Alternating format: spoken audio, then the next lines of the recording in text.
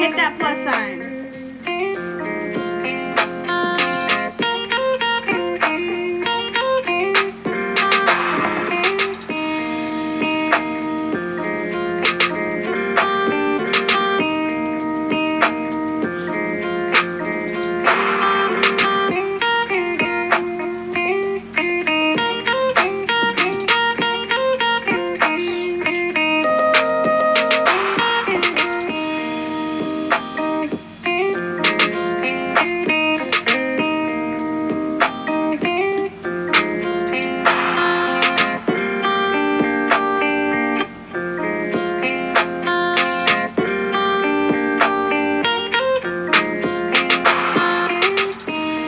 Let's see those juice boxes, y'all.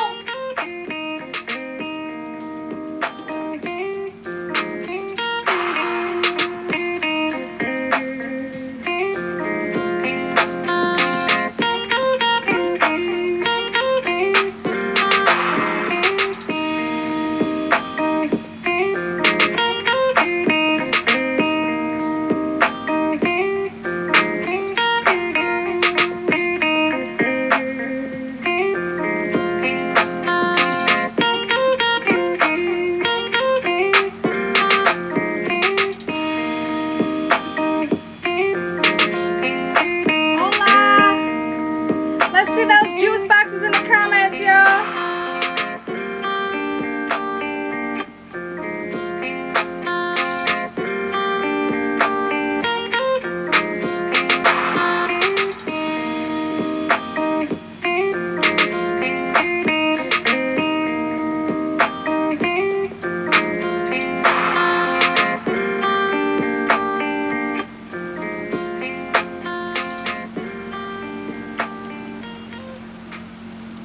Hello, everybody, and welcome to the Red Room Talk. You guys can find us here every Saturday at 10 p.m. Eastern Standard Time. I'm your host, Jen. The Red Room Talk is a show about love, intimacy, and interpersonal relationships, including self, to erase different social stigmas. We're here to have candid discussions that cut through those stigmas to show that in the end, no matter your background, we all have commonalities when it comes to matters of the mind and the heart. Nothing is off the table in the Red Room Talk. Last episode, if you missed us, you can find us on YouTube by clicking the link in my profile and subscribing. Last episode, we talked about healing trauma, but this week we're going to discuss self-discovery, life after the pain. We have an all-star cast. We have my ever-beautiful co-host, Queen Essence. We have this week's special guest, Jenna G and Top Bad Vibes. Let's find out how the panel feels before we get started. All that I ask is you keep your mind open and your language clean. First things first, I'm going to let you guys in the box to introduce yourself, and then we will get started.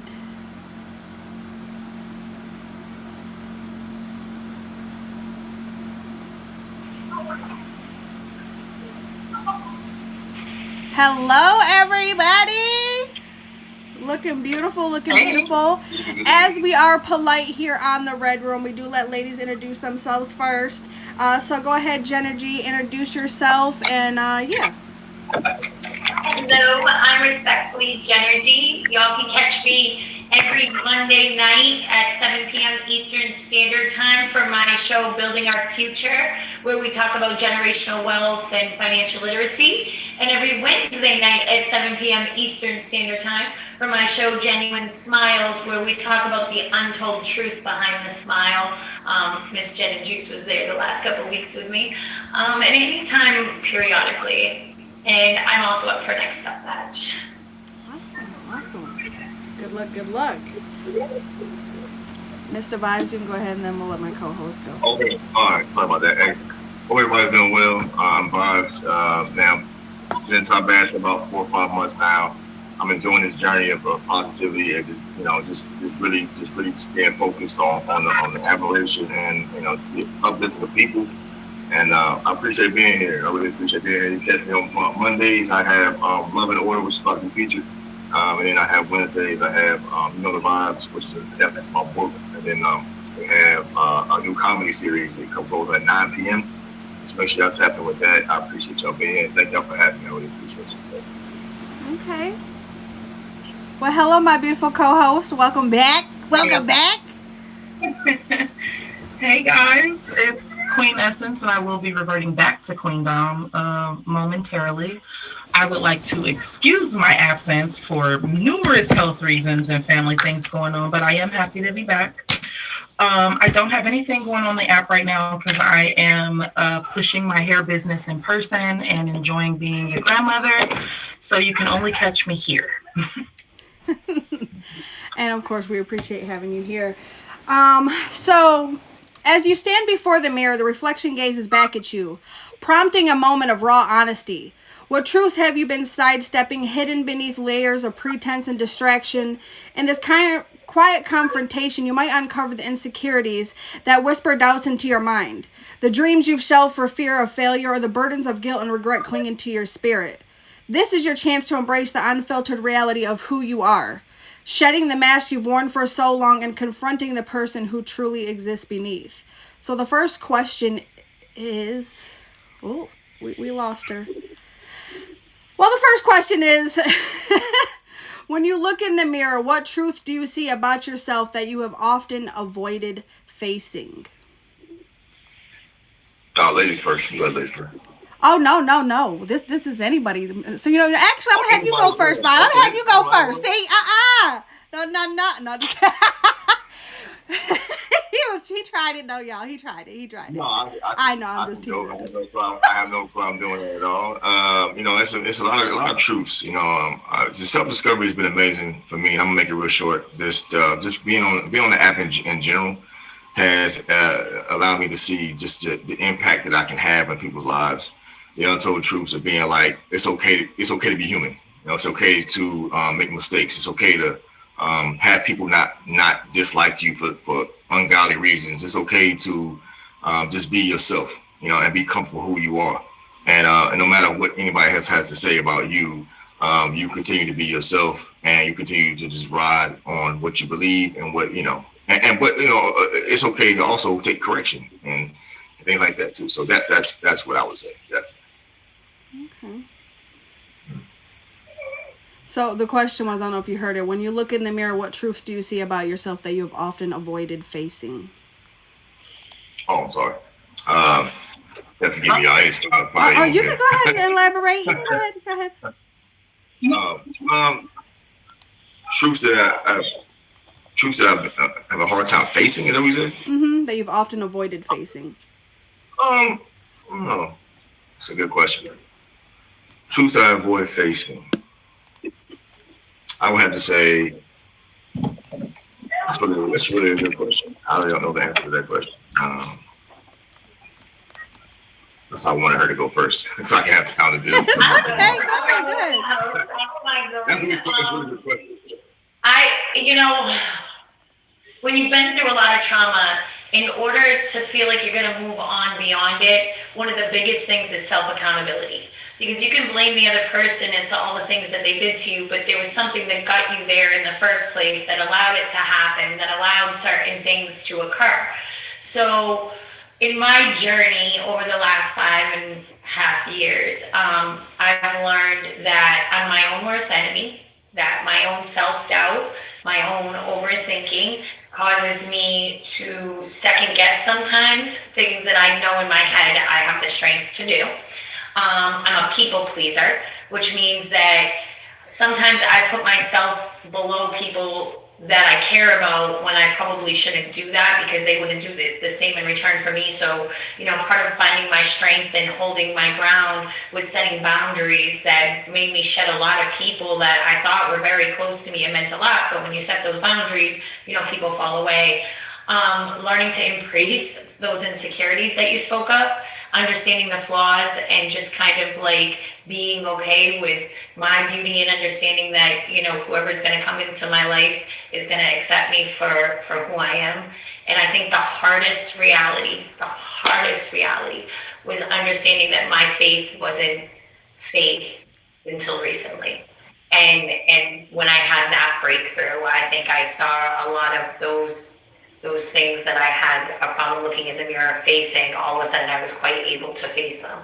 So, and just understanding it's okay to apologize, because I think sometimes we all want to be so proud and worry about what our image is and worry about where that puff chest comes from, but we're willing to expel good people that really matter. And I've learned to be more selfless in the sense of when somebody scorns me, trying to look at both sides and being empathetic and a little bit more forgiving, because I can be a little petty.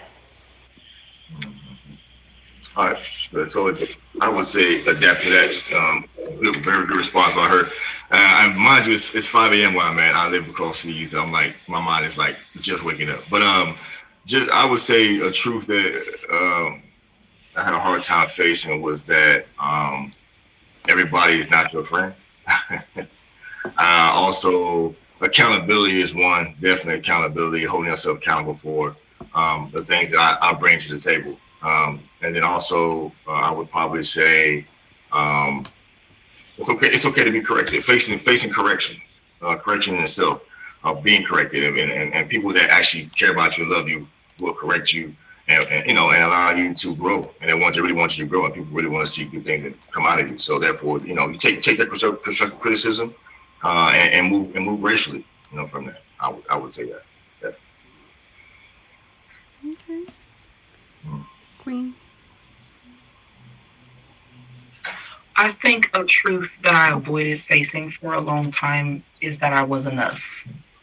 And I think that growing up in my family with everybody being lighter or having way softer hair or being taller even gave me like a bit of body dysmorphia. You know, I was darker, so the protective hair that we grow on our skin, mine was more obvious than my sister's. You know, my hair, although it was, you know, longer, it was really thick, it was really coarse, and my mom really didn't know how to deal with it. And so I feel like I've battled with that for so long, and it's like I had to really start looking at everything that I have, everything that I've done, everyone who doesn't even give it a second thought to call me first when something's going down, you know, or even if they just need a pick me up or a reminder that they are enough. I have to have enough in my cup to be able to be that for other people. And sometimes even when it feels like we don't have it, we do. So I think just my overall girth, my overall value, I wasn't able to see it for a very long time. I think for me, I think it was self-love for the longest time. And it wasn't because I didn't necessarily love myself, but I wasn't loving myself in the way I should have. I've been in situations where I knew that I always put myself last. Especially in relationships, I would always pour into the other person and I forgot about myself. But I always thought you were supposed to do that, like love unconditionally, right? Which is great, but you also have to love yourself unconditionally.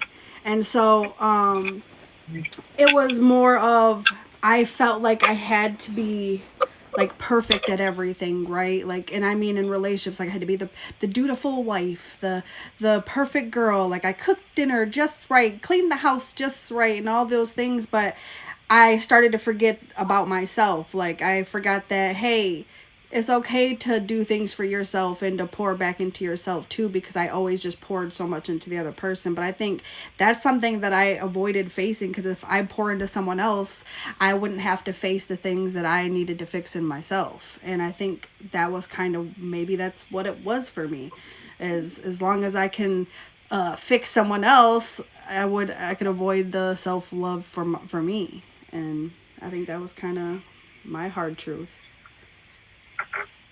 But does anybody have anything else to say?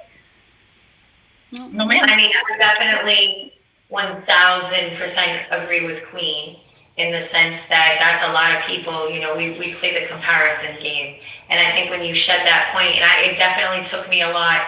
And I think when you go through that stage, especially, I can't speak for everybody, but for me, it happened when I had to face that my relationship wasn't perfect. And I had to go out and kind of like give to the world that, hey, this has been a facade for all these years. And all of a sudden, it was okay for my imperfections. It was okay for, like, I just started embracing everything about who and what and where I was in my life, and started looking at things as chapters, and moving on to the next chapter, with or without people.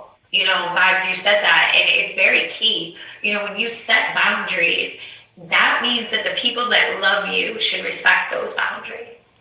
And when they don't, But you also have to respect their boundaries too.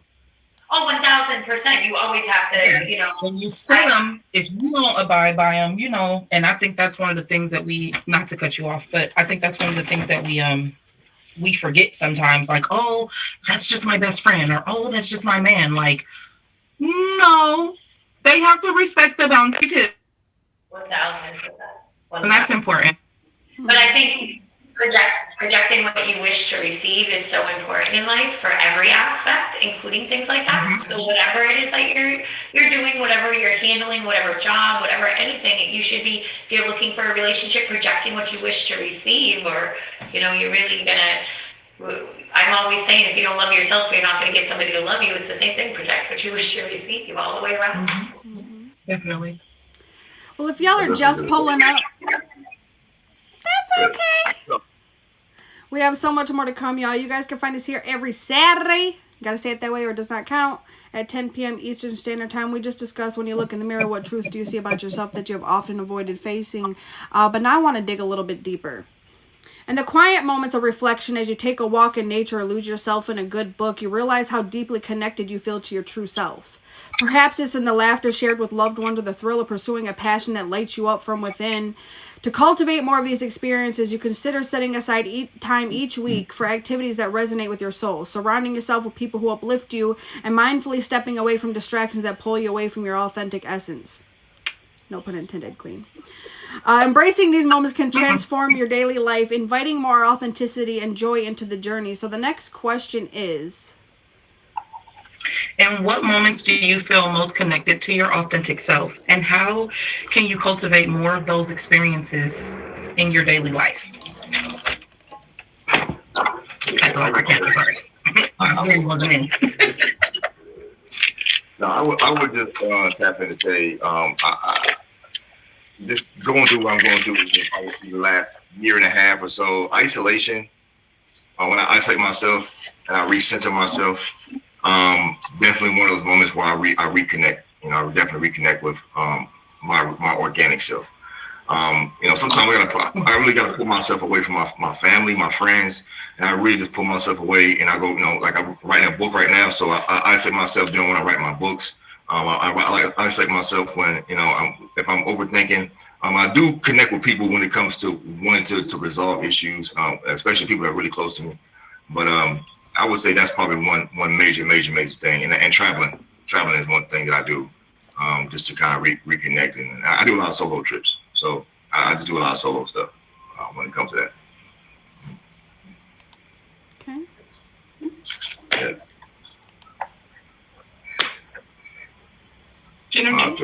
Yeah. So, I would say even before my second husband, there was a point. So I'm in sales, okay? And with sales, you kind of get taught to morph into whoever's on the other side of you, whoever your customer is. And I realized really quickly that can be really dangerous in my personal life.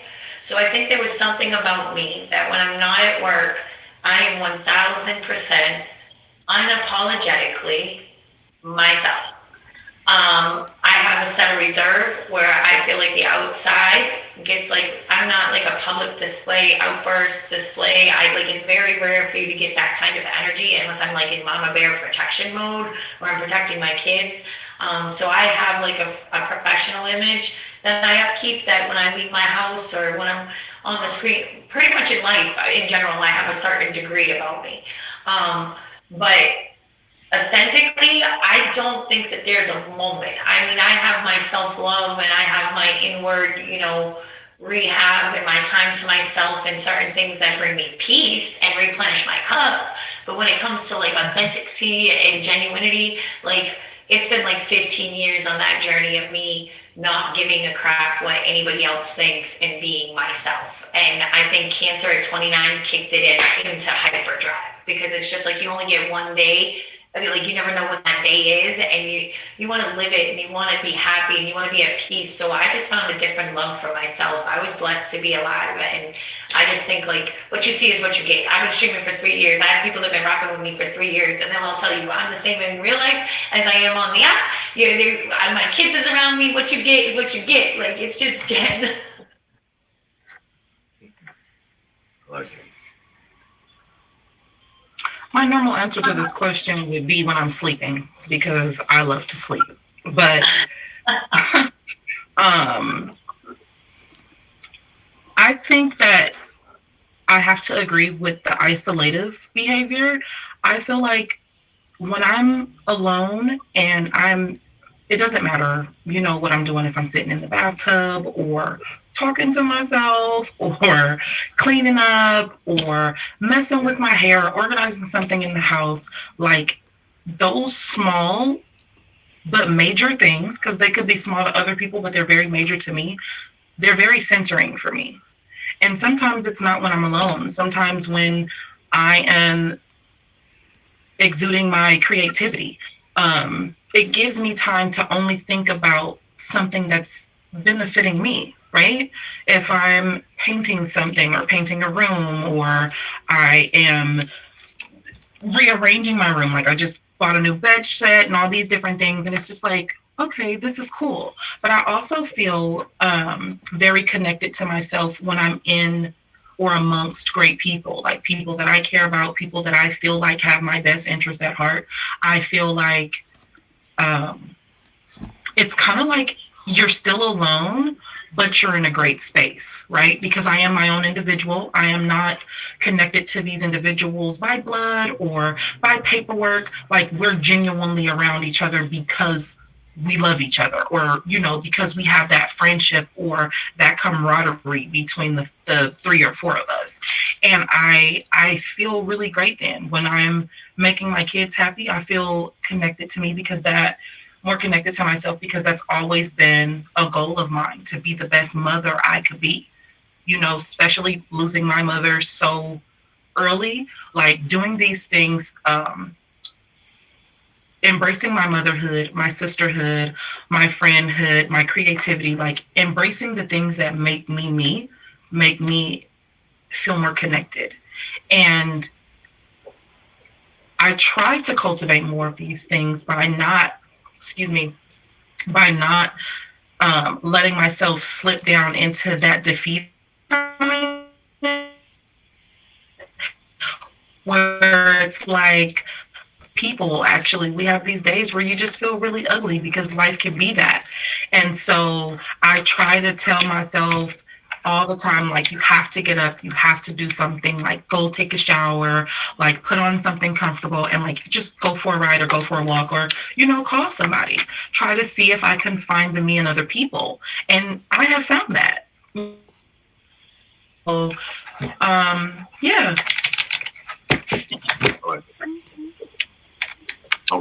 Oh, question. Can I add some of the essence? Essence, when you say cleaning, Yes.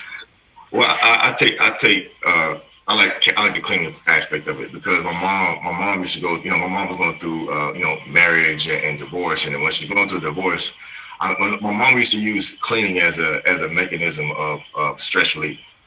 And I think from that I learned how to like really, really like deep down clean. You know what I'm saying? So as a man, like, I definitely resonate with that part of cleaning. Cleaning is definitely one of those things that I do in my isolation that actually, that helps me get through and work through things. And in isolate myself. Definitely, I like that. And 2, I don't think that we realize the metaphoric influence that cleaning something has on you. A lot of people choose to clean when they're upset, because we can only control ourselves and our environment, right? So even if you can't clean up your life's mess, you can clean up your personal space, right? The space that you have to be in while you're going through these trials and these tribulations. So I think that's where the therapy aspect of it comes from, because it's like, man, I can't make this person act right, or my relationship isn't going right, but that kitchen don't sparkle. Like, you know, so yeah. So for me, honestly, it's being here. And I think that's why when I'm going through something, I actually avoid the show, because it's almost like therapy for me. And so when I don't want to be here, it's because I don't want to be open and vulnerable, and because that's what I am when I'm here. I give my true self. Like, what you see is what you get. And so you know, when I take hiatuses, it's this, you know, kind of introverting into myself to kind of it's like licking my wounds, like when I'm in that mode or I'm not here. So we back though, y'all. We back. It's okay. You know, we back and we better. But also cooking. I'm going to be honest. Like, especially if I'm cooking for someone, that is my love language. Like, if I cook for you, I love you. Okay. Because I won't cook for someone I don't love. If we're together and I don't cook for you, I don't love you, okay? Because I will go DoorDash you something, okay? But if I'm cooking for you, it's because I'm really putting love and effort into it. And you'll see me sing, sashay, whatever, while I'm cooking. That's because I feel like I'm in my zone. Like, I love to cook for my person. So that to me is when I feel connected to myself, because that's something I love to do. I feel it driving. Huh? Me driving. I guess if there was that driving, one time listening that I to feel music. most connected to myself, it's driving. Put me in the By car and just let me myself, go with though. something. By myself. I don't know, really like... 1,000% by myself. Coffee, you know. Yes, Give me the by music. yourself. I like the late night drives. I like those late night Yes. drives. I live overseas, like those late night drives, like when you can't think, when you overthink, you know, you just can't sleep. I like to get in my car and just drive late night, like Yes. nobody in the street, you know. In the car singing to yourself because nobody can hear me, you know, no dogs howling. No. But y'all, as it goes, where are we at?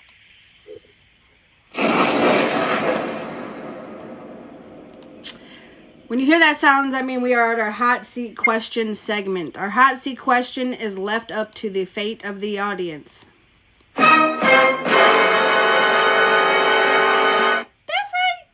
I went to Instagram to ask our peers what they wanted to ask for this week's hot seat question. If you want your question to be featured on next week's episode, make sure that you guys go to my profile, click that icon, and follow me on Instagram, and look out for that hot seat question post. But now is the time that I need all you beautiful people in the comments to put who you want on the panel to answer tonight's question before I reveal it. So go ahead and enter in the comments now.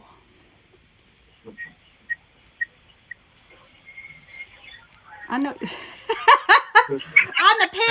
the panel. Anybody. Listen, don't get quiet now. I seen all y'all talking and juice boxing, so I'm gonna need y'all to, you know, put in them comments. We got one for Jen G. We got another one. We got vibes. We got vibes. We got vibes. We got vibes. We got an essence. Well, it looks like I see a lot of vibes because y'all is quiet tonight. Can't they all answer? Listen, we only got so much time in the show, and that's part of the show. So, but this week we're gonna have vibes go ahead and answer the question, y'all.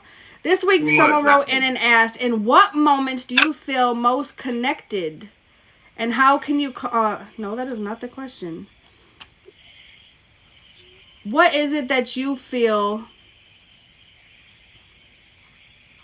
Why not? Hold on.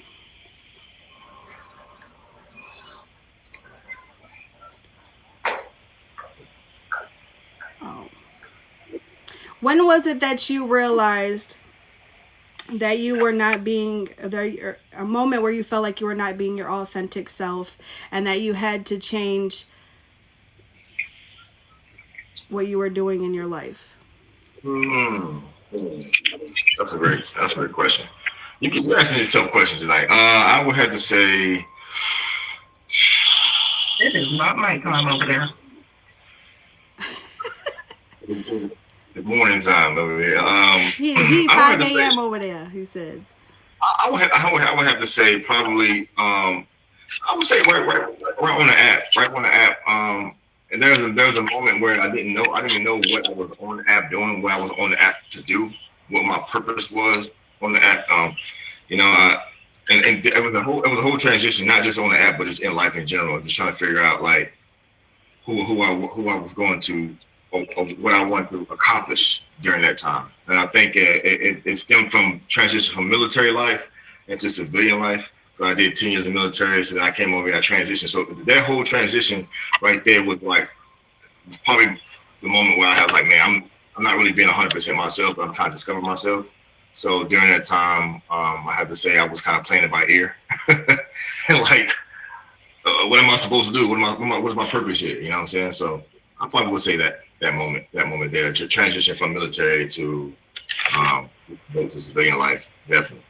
I can imagine. Definitely. I can imagine. Yeah. Anybody have anything to elaborate on what he said? No. Okay.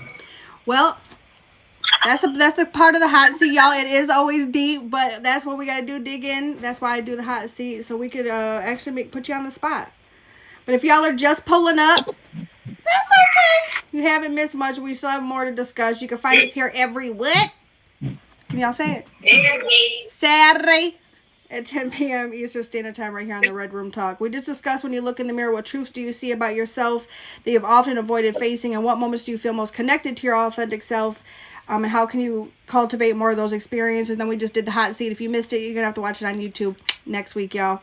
But as you navigate through your daily life, you often find yourself held back by a multitude of fears. Fear of judgment, fear of rejection, fear of failure. These fears create a barrier preventing you from fully embracing your true self and expressing your authenticity. Imagine what could happen if you confronted these fears head on. You might discover newfound confidence, deeper connection with others, and a renewed sense of purpose. By challenging the beliefs that bind you, you could not only transform your perspective, but also enrich your daily experiences, allowing you to live more fully and genuinely. So the next question is, what fears do you hold that prevent you from fully embracing who you are? And how could confronting these fears change your perspective?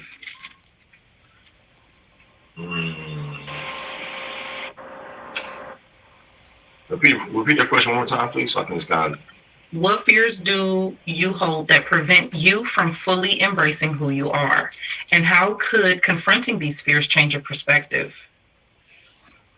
I'm gonna be honest with you. At this point, right now, at this very point, and some people might say, "Hey, if really ain't nothing I don't fear." I think that has come from that, like I say, that military life, man. Like, I feel like once you go in the military, I feel like there's nothing like I feel like I can't do. Like, I don't fear. Right now, I don't fear anything. I don't fear. Only thing I would say I probably would fear is complacency. The fear of complacency, being complacent and not being able to continue to evolve. You know what I'm saying? That's probably my biggest fear as of right now. It's like what you scared of. Like, you can do anything, whatever you want to do, whatever you put your mind to, just go ahead and just do that. You know what I'm saying? And then the fear of just not doing anything is I don't like just not doing anything. People that know me, they know that I'm always working, no matter what. So I think that would be the fear of just stopping, the fear of not continuing to motivate and elevate. You know what I'm saying? I think that's part of my biggest fear right now. Yeah, definitely. If you would have asked me this like 4 months ago, my answer would have been so different. It's crazy how waves and things come and changes. And, I would have said failing my kids or whatever, but I don't even think I fear that. I think that I have been on a very big faith journey. And that faith journey has led me to something called crazy faith. And I think when you get to that level of crazy faith, fear becomes something different. Like, I don't really know if I have much fear for almost anything. My fear for heights, my fear for oceans, like little things like that. But I guess my only fear is that I don't have the things that I didn't provide enough tools and resources to my children. I guess like if there's any fears that I wish that I ever didn't embrace, it would be the things with the kids, having them step out into the world, and the grandbabies now being here and making sure that my daughter is doing her thing as a mom. But like actual fears, I literally just quit my stable job and went out on my own to start a business, and am like completely, when I tell you, like, I'm living in a no fear zone. So I just feel like, God got me, and wherever I land, whatever he chooses, whatever happens. What's meant for me is meant for me, and I refuse to live in fear. So but if you asked me this 4 months ago, it would have been like, I would have had like a whole laundry list of things that I was scared of. I knew I needed to start this business in January. I've known for years, but in January I was ready to pull the trigger, and I faltered again. And it was like just now that I quit the bank. I literally quit the bank on Wednesday. I'm in Springfield, Massachusetts right now, rehabbing. I'm sitting in a 1913 house that we're rehabbing, and tomorrow I'll be cleaning on her. Like I literally nosedived in and jumped off the cliff of fear. So that's a crazy, like, I'm really after almost 6 years, my progression has been pretty insane. And I'm kind of like, I'm sorry. I feel like it's kind of a whack answer. Like, I feel like almost you should always have some sort of fear. I'm scared of heights. Like, I'm petrified of heights. I just want to say real quick, hats off to you for doing that. A lot of people these days, a lot of people in general, we live in a state of fear. I think that is due to media itself. It's a compilation of a lot of things, and we got like Jen, she got an amazing show. We have Queen, very outspoken, man. That right there, those things right there encompass and make people better people. And when people see people doing that and doing what you've done, hats off to you for doing that, because it takes a lot of willpower to leave comfortability, leave your comfort zone to do something like that. It takes a lot of courage. So I want to say hats off to you for that, because a lot of people aren't doing that. I'm gonna say, guys, and me and Jen just talked about this a little bit last week. If you don't love yourself, if you don't believe in yourself, isn't nobody out there going to believe in it, and you're never going to get anywhere. There's no reward without risk. And, I had to really wrap my head around that, and I want my children to believe that they can be anything, and living in a place of doubt, like, my friend that I'm sitting here that I'm working in the business with, she said, Jen, do you want a side hustle? Like, I can get you something that gets you like a guarantee to make sure like the bills is covered. I said, nah, that defeats the purpose. Like, you have to live it. You got to live it and walk it if you truly genuinely believe it. And I'm going to say, I let people say, oh, you can't do that, or you shouldn't do that, or this is how you should be, or that's how you should be, or this is the way a mom would behave, and this is the way that you need to move. Like, what mother would quit her bank job that gives her guaranteed benefits and guaranteed salary and guaranteed all these things to cover your bills, to go out on your own and do this thing? And that's another thing where, living your genuine self, shedding that all those thoughts and cares of what those people think, and living in your genuine truth and what you genuinely believe is so important. I agree. How long? Can I ask a quick question real quick, Jen? I'm sorry, I'm not interrupting you. I know this is your show. I'm gonna say, what was the breaking point for you, Genergy, that helped you make that decision? I went to work. Okay, so I was one of the highest paid people in my position. I'm a licensed financial advisor. I was working as a banker. So I was demoting myself, given the circumstances that I had gone through. And they had me working as a teller all day that day. And a teller is even more demoted than my financial advisor. Like, so I'm like all the way down, which it's fine. I don't mind helping out. But I wasn't allowed to go to the bathroom, and they told me that I couldn't pick up my daughter from the school, and that my 14-year-old daughter needed to sit there while we figured out where $100 was. And I just realized, like, I didn't want to be treated like that anymore. I didn't want to be, I left my ex-husband, like, all these things about appreciation and protecting your peace and all these things. What is the trade-off for money? Where does your peace become, the more valuable thing? And I just was like, the things that I do for people, I make people millionaires, and I'm sitting here being treated like a dog. So, like, I just felt like my kids deserved more. I was going home and being mean to, like, being in such a bad mood from work that like my kids were feeling things that they didn't deserve to feel. It really didn't have anything to do with them. And I feel like even my stream felt it. Like I feel like everywhere it was kind of like seeping through me that I was feeling exactly what you said, vibes. I'm not a complacent girl, but I was living in a car a year and a half ago. For 6 months, my kids had to go back to their father, and I was homeless, and I was living in a car. So when I came back up north and I took my bank job and everything, like stability was everything to me. But I was living in this area of comfort because of fear that I had. And when I found the faith and the fear dropped and all these little, it's funny how things. It's a journey. It's a freaking journey. It's a book. It's a novel. I don't know. I was telling Jen the other day, you're just gonna step it, live it, walk it, and embrace it. Embrace yourself and love yourself and believe in yourself, because God does. And when you get to that level, that's when beautiful things happen. And you know what else, Jen? You're so true. Because I come here and I find a peace. Not everybody understands me and my streaming, but I do, and you know that. Like, I genuinely love helping and being there for people, and I have people that I've been around that I love so much here. So, like, I find a peace within this, and it's helped me find a lot of that journey. And I'm so grateful for the people that have kind of stepped in and helped me, get to my genuine self more and more. Right. Thanks for sharing. I appreciate it. Queen? I feel like me and Jennergy's stories are very similar. I think it's now 2 years, Jen, that I've been on my own, doing my own hair things, and now I drive for Lyft, and it's just like I had given so much of my time to other people's goals, their dreams, their businesses, and I wasn't feeling appreciated. And we went through a similar thing where, I was offered a position. I had been working that position unbeknownst to me for so long, just wearing multiple hats because I had a can-do attitude.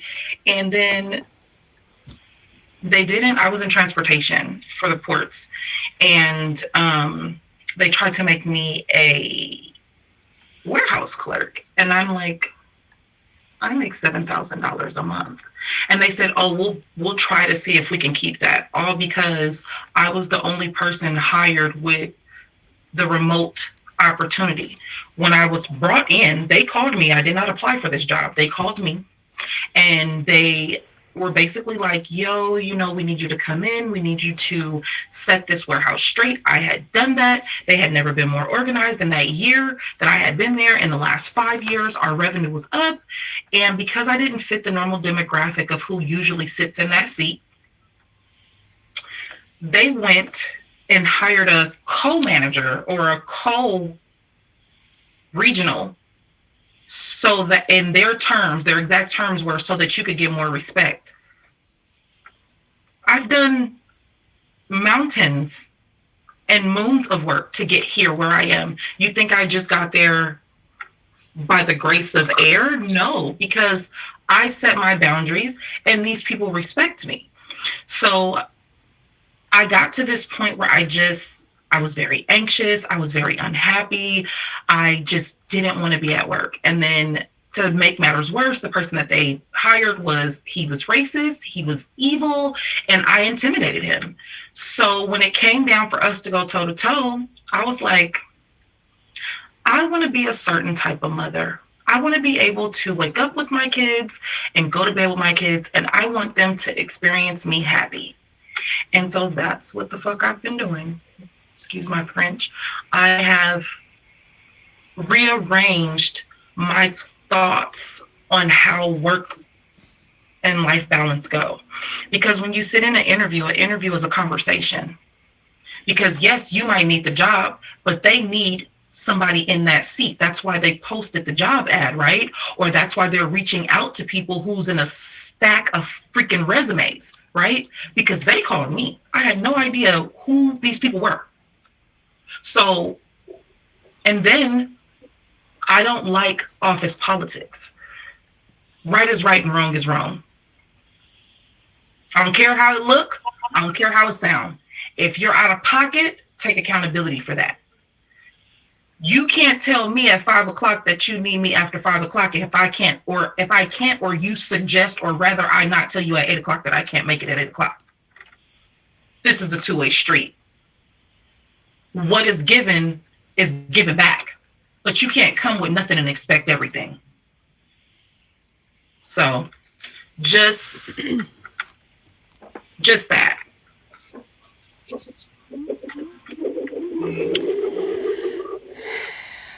If you had asked me this 2 months ago, anyone who knows my story, I was in a really ugly place. And I think my fear was mediocrity. My fear was becoming so swallowed up by the person that I was with that I was going to become non-existent, that nobody was going to know who I was.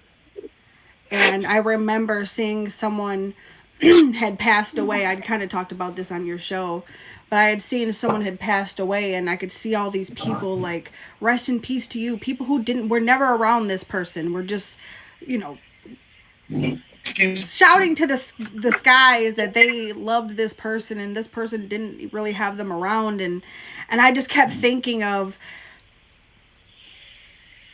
like, what would people do if I was gone? And would y'all just all like, oh my God, I loved her, people who are never around? And just I had this like thing in my mind, right? And it just played on me, and I started thinking, like, what if I get to the end of my life and I meet the person who I was supposed to be and I wasn't them?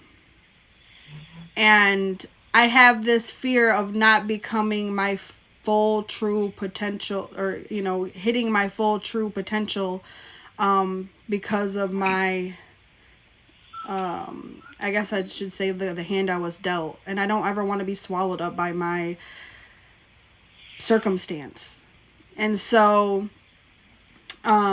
confronting, I guess, myself and what I was in and where I was at, and realizing that where I was at, that I was going to be swallowed up and die if I stayed.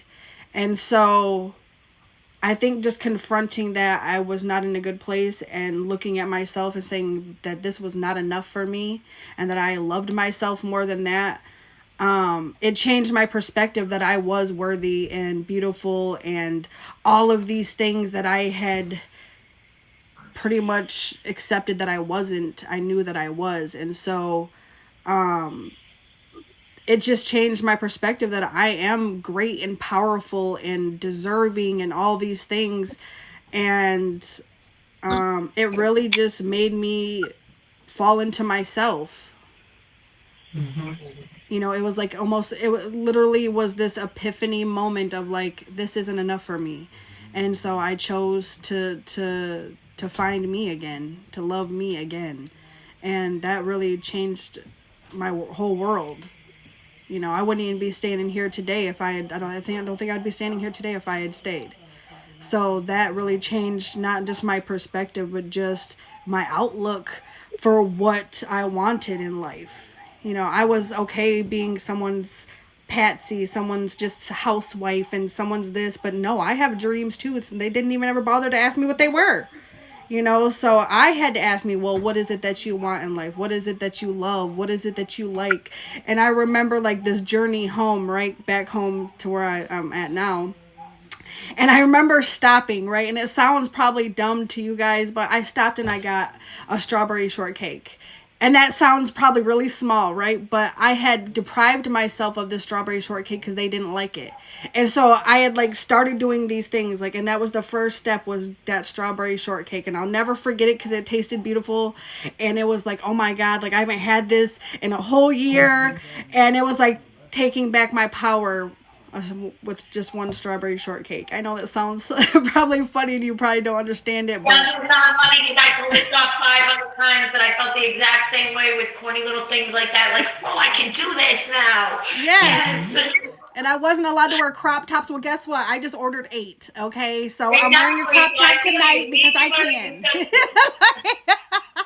It's those little things that those pebbles of like power that you take back, and then I realized like, wow, I am a powerful person. Even being here and seeing like you guys open up and be vulnerable, I don't think you realize that fills my cup too. To see you guys getting to be on here and be your authentic true self is freaking beautiful to me. to see you guys, tell your story, like it also fills my cup because I can see that, like, man, it's not just me that's been through these things, and that's why I do the show, to show that no matter who you are and where you're from, we all have commonalities when it comes to the mind and the heart. But if y'all are just pulling up, y'all, it's okay. You guys can find us here every Saturday at 10 p.m. right here on the Red Room Talk, y'all. We just discussed, when you look in the mirror, what truths do you see about yourself that you often avoid facing? What moments do you feel most connected to your authentic self? What fears do you hold that prevent you from fully embracing who you are? But now I want to talk about relationships. Reflect on the relationships in your life and how they mirror who you truly are. Consider the friends and family who uplift and challenge you, as well as those who drain your energy or weigh you down. You might realize that some connections align beautifully with your authentic self while others hold you back. As you navigate through these dynamics, think about the adjustments you can make, whether it's nurturing the positive relationships that encourage your growth or gracefully letting go of those that no longer serve your journey. Embracing these self-awareness can lead to deeper connections and more fulfilling life. So the next question is, how do the relationships in your life reflect your true self? And what adjustments could you make to either strengthen those connections or let go of those that no longer serve you? Oh man, that's a loaded question, a very good one. Another good one. I mean, we are getting these questions from, but they're amazing. I would have to say how they serve me. It's realize, the biggest caveat to all this when it comes to my relationships is the fact of how to be a man and how to love somebody properly.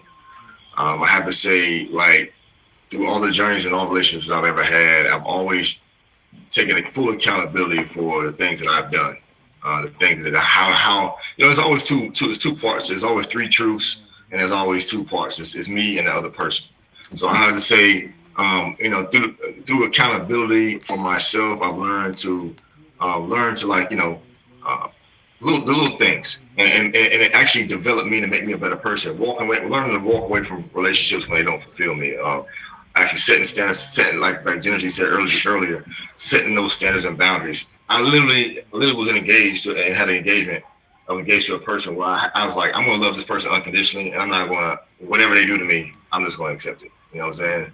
That was a wrong way of doing it. Obviously, it didn't work out. So, I just think accountability and understanding who I am in a relationship, and how I had to learn to become a person, a different type of man, to understand as a man. I think that's probably the biggest thing for me when it comes to that.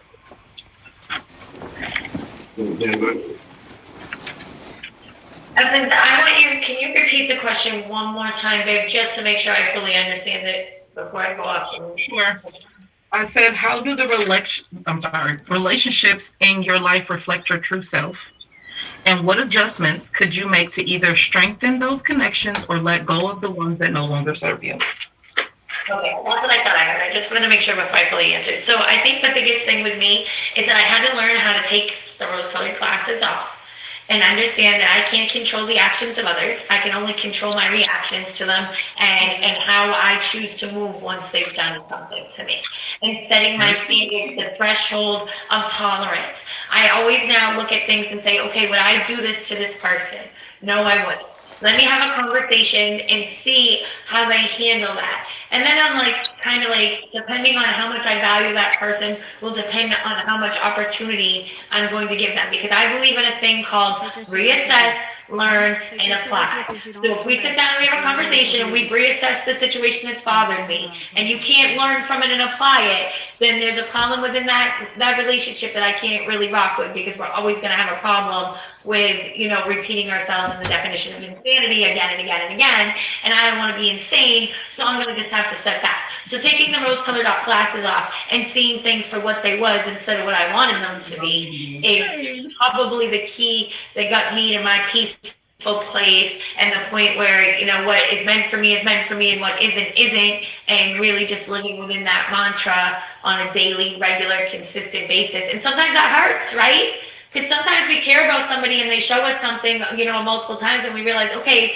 they definitely don't rock with me the way I rock with them. They're not as solid, they're not as grounded as I am, or whatever the situation is. You got to kind of shed them, and that can hurt. But sometimes, self-love, it's all necessary. And if I can give up, and let my children be without their father and their mother together in the same home. And, my 4 children only know me with one man. So if I can do all of that, then I'm going to really set my standards around me very consistently high. When I started deciding that I was going to be genuine, it wasn't just shedding him. It was shedding anybody that wasn't in the greatest purpose for me and my children on the same mentality, the same moral grounding, the same, holding of respect. So if you just don't meet those standards, and that's on or off the app, I'm sorry, I love you, but I got to juke left. It doesn't mean I'm going to be all rotten, and we can be human beings, but I'm going to juke left and I'm just going to hold you differently. You showed me the way I need to hold you. Don't get mad if you don't get the same energy, because I'm a blessing, and if you didn't see it, I got to go. Very true. I think that I'm finally at a place let me rephrase. I know now that I am in a place right now where the relationships that I have ground me. And they reflect on my life in a way to where I see how my attitude and my energy and my input affects and inspires the people around me. And I also see how they inspire me, and how our energies play off of each other, and we're able to hold up that end. Like, for instance, just recently, like I said, I've been, having some family and health issues. And Jen texted me one day and she said something, and I was like, you know what? You don't say good morning to me. You just blurt out these things, or you ask something. And she was just like, if you're having a bad day, you could just say that. That's not usually how I speak to her, And so she left me alone, for a little bit. And then when she comes back around, she says, "Can I ask you a question now? Good morning." And I'm just like, I like that now people are paying attention. Like, now I feel like I'm being seen, like I'm being heard, like people understand me. And to say that at 35 years old and being in 2 marriages and several relationships and having 2 children and not being able to ever have that type of camaraderie with my person, my significant other, but the way my friends go for me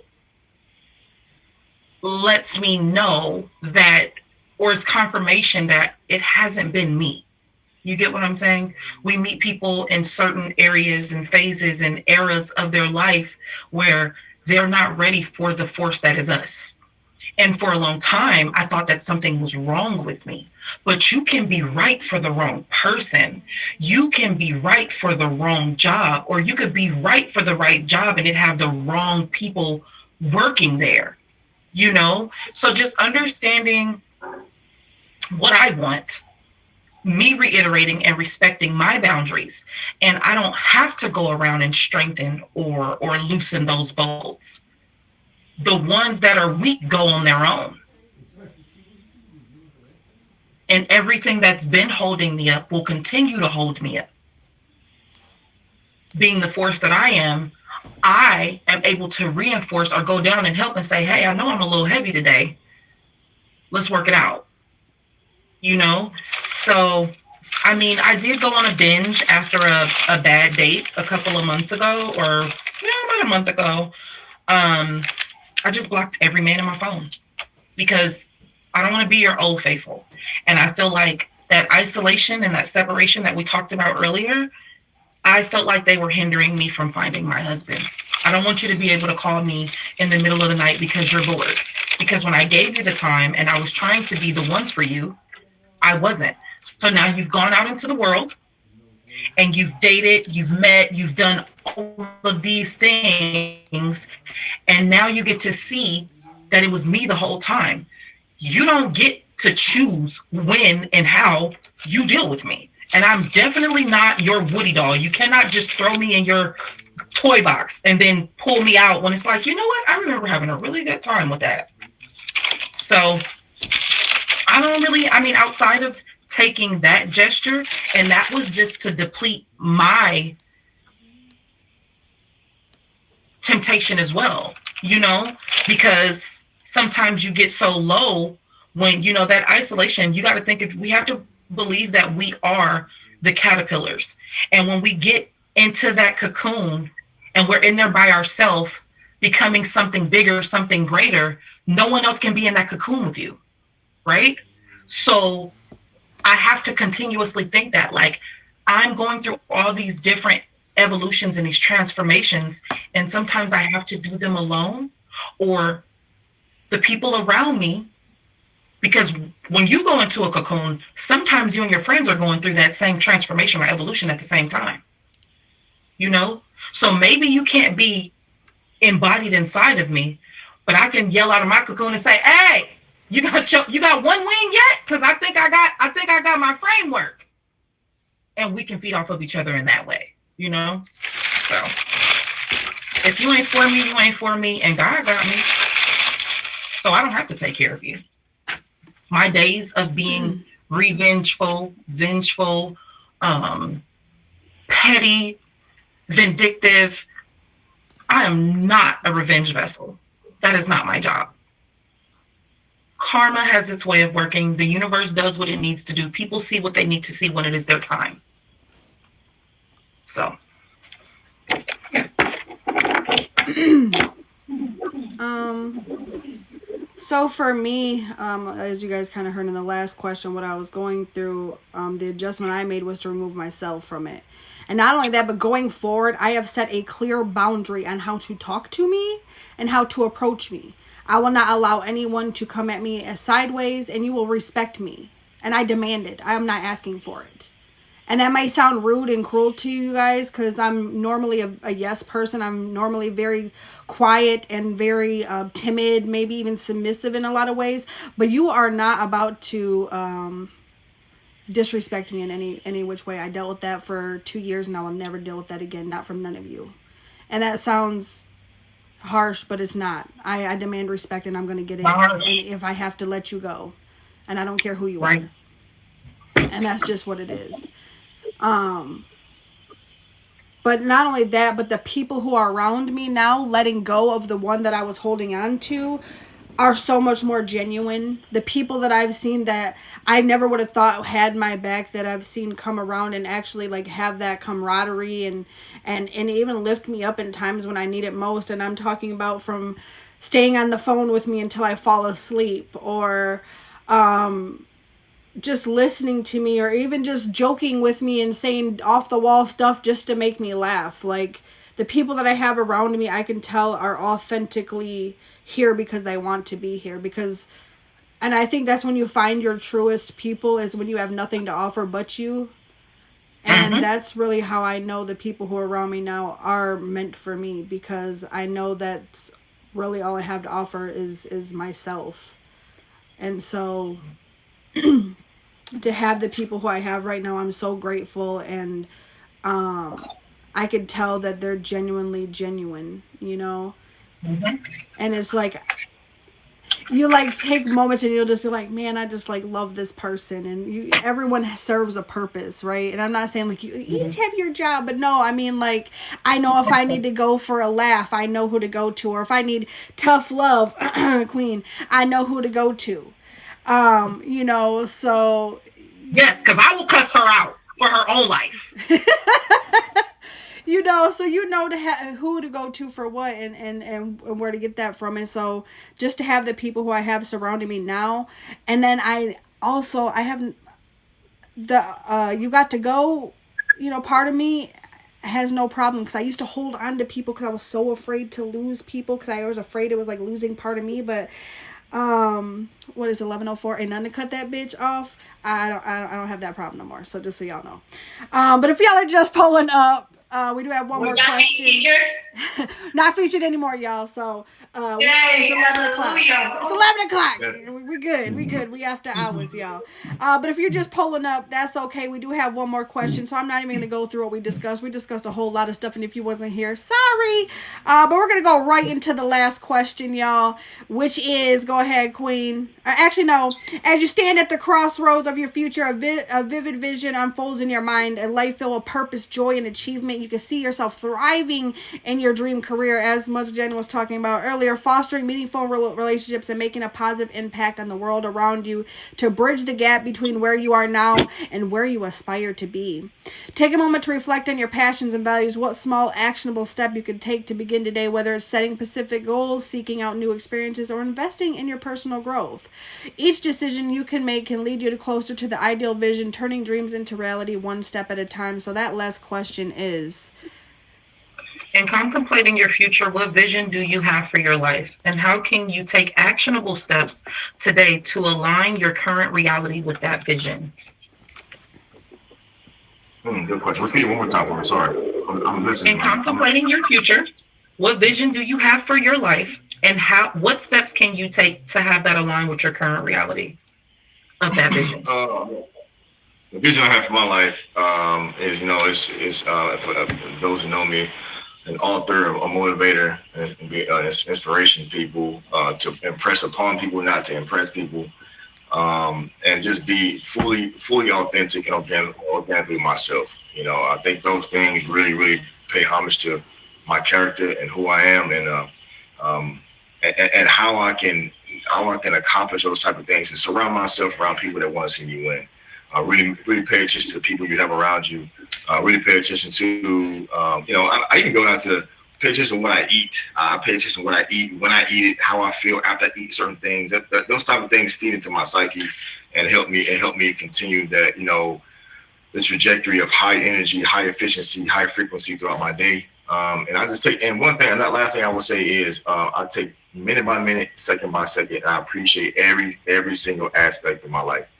And being grateful. Gratitude is a big major thing that I've learned to just embrace. And even the small wins. Like, I use this metaphor. If we're on here and we're talking about diamonds, every point counts. The journey is the points, and then we get to the full amount of 70 million or whatever. Then that's just the outcome. You get the results during your million. So that's my answer to my question for sure. I definitely believe in gratitude as being a major part of my journey. Definitely, bro. Yeah. Selfless, unconditional. I think those are some things that I aspire to stay. Moving with a selfless action, using my testimony to inspire and help others to see their truth and their value and their worth and get to their genuine energy. To show my children that it's okay, no matter what you are, no matter who you are, to walk in the only person you have to answer to is God and the man in the mirror. And I just feel like I feel at a place where my cup is overflowing and I just see peace, protecting that peace and where I'm at. So whatever it is that's in store for me, I don't worry about it. Where I'm going to go, I don't worry about it. I worry about the tasks that I have at hand tomorrow and what I'm going to do tomorrow. And then, the end goal, because you have like an end mission, kind of like what Vibes was saying about the diamonds. We have like increments of 100Ks, right? Kind of look at that like a goal. So if I'm setting a goal, I'm setting that goal, and then every day is just that day. So I'm living that in that moment, in that day, in that second, and valuing everything that I have around me, taking the time to inhale it. Because I think so often we're moving so fast in life, we're not really inhaling life. We're not enjoying it. We're not living in that moment. Deep plug more. When you're around the people you care about, put your phone away. Don't be on the phone. Take time to actually, engage and find a healthy balance between planning for the future and living in the moment, because there has to be a balance. There has to be a point where you're actually living and a point where you're actually, planning and protecting yourself a little bit. So I think for me, I just feel like I'm not going to stop shining. And that's whether I find somebody to walk with me or not. I'm going to embrace every moment and everything that God has to give me. Mm-hmm.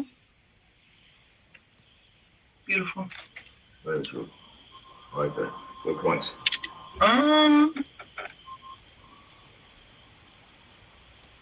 I just see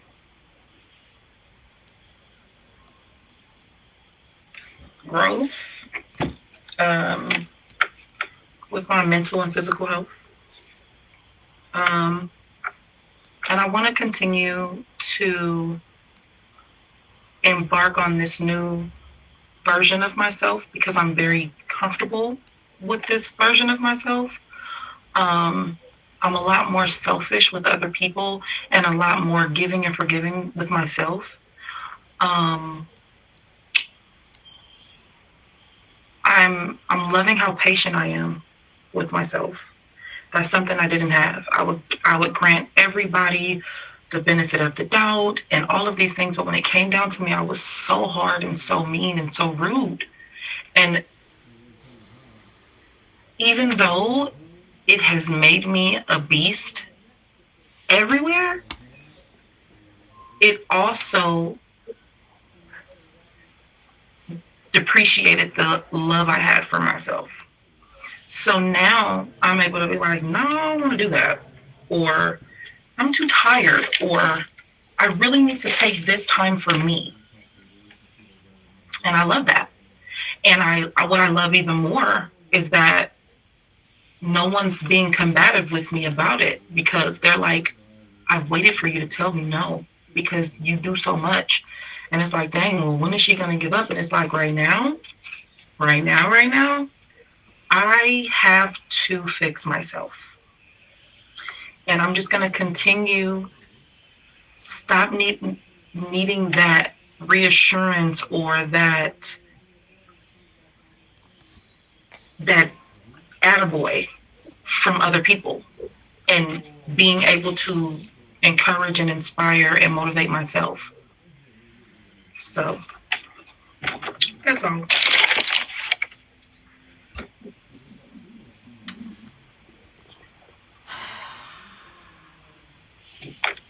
I think I've always had this vision of just getting everything back that I had. But I had a friend come to me, and she's not here tonight, but she had said to me, the old Jen is gone. She got lost in a fire. This is Jen 2.0. And so I quit looking at the person who I was, like, and bringing them back. I didn't want to be her anymore because that her got walked on. That her got abused. That her allowed people to walk on her. And so I don't want to be that. I want to be completely different. I want to be what she calls Jen 2.0. And what that means is I want more than I had before. I don't want just what I had before. I want to find a man who is going to love me amazingly and wholly and wholeheartedly, and that's going to be exactly what it is that I'm looking for, and I will not settle for less. I want the white picket fence. I want the wraparound porch that I've always wanted. I want more. I want more than I had before. I don't want to settle for mediocrity ever again. And the steps that I'm taking is loving me.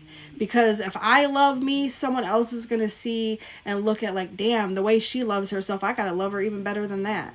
And so for me, that's what it is. I don't want the old me back anymore. I want a better me. I want I want to go get to the end of my life and meet the person I was supposed to be, and I'm staring at my twin. The person who I was supposed to be is the person who I'm going to meet at the end of my life. And that's what I think about. That's what I think about. But every week we come to a place of healing. We do a quote at the end of every show. So this week's quote is, and then I'll let you guys go ahead and reintroduce yourself. Although I did remember that I forgot to introduce myself in the beginning. Not that y'all don't know who I am. But we'll get to that as soon as I do the quote. I think I was just ready to get started. But this week's quote is, self-discovery is not a destination, but a journey through the labyrinth of our own souls. Each episode weaves together the threads of experience, reflection, and growth, guiding us to uncover the authentic selves that have always been waiting to be embraced. Y'all, this has been the Red Room Talk. I appreciate each and every one of y'all who are here tonight. I appreciate all of your perspectives. So yes, go ahead and reintroduce yourselves, starting with Jen, and let us know what you got going on. Hello, I'm respectfully Genergy. You can catch me every Monday night at 7 p.m. Eastern Standard Time, where we have my show Building Our Future, where we discuss financial literacy. We've been discussing how to pick stocks and read, financial statements and how to open up investment accounts and create your own portfolios. And then you can also catch me on Wednesday nights at 7 p.m. Eastern Standard Time for Genuine Smiles, where we talk about the untold truth behind the smile to help get to that genuine spot that Jen and Juice is talking about up there. And you can also catch me around any one of my Respectfully family members' lives, as well as I do the announcements on Sundays during Praise and Worship and Respectfully Big Prize Cheese Live. And I appreciate you, Jen, for having me. It was amazing. I appreciate having you. I'm Vibes. I appreciate everybody on this panel. Thank y'all for having me. Again, catch me Mondays. Soon to be featured Love and Order, which is a court debate show, which we have a lot of fun doing that. I hope to see some of y'all on there as well. And Wednesdays we have It's Okay to Be Human at 10. I'm sorry, at 10 a.m. And then we have a 9 a.m. comedy, my new comedy skit show in my live as well. And like I said, let's keep spreading the positive energy. There's a lot of toxic things going around on this app, and a lot of in real life as well. But let's just keep being us and being true to us. And Jen, thank you for being you. Thank you for being true. Queen and Respectfully Energy, thank you for being true and who we all are. Thank y'all. Appreciate y'all having me. For sure. It's your co-host, Queen Essence. I'm only here. You cannot find me nowhere else. I'm done streaming. I don't want these people. I'm so over it. But eventually, and I've said this at the end of multiple episodes, and I've never done it because that's just who I am. I want to turn this page into a hair page, and I just don't care enough about the people here. So thank you guys for tuning in week after week. Whether I'm here or not, your attendance is much appreciated. It really does something for the beautiful host of this show, and see y'all next week. Appreciate that. I am Jen and Juice. I am the host of this show right here, right now. You guys can catch me every Saturday at 10 p.m. Eastern. And also we have coming at you very soon, Jenny Springer. Yes, we're going to get a little ratchet and get to have a little fun so you guys can see that part of my personality, because anyone who knows me truly knows I'm a goofy mug. So make sure y'all tap in for that. I'll be posting that soon. So make sure y'all tap in saying, Jenny. So yeah, we're going to need a couple of y'all on there if you're ready to have some fun. But you can catch me late nights and somewhere in between. And no, we're not doing the beads part. Nasty. But yes, I'm going to play a little ditty, no ditty, and we'll close out this recording, Lord. Have mercy.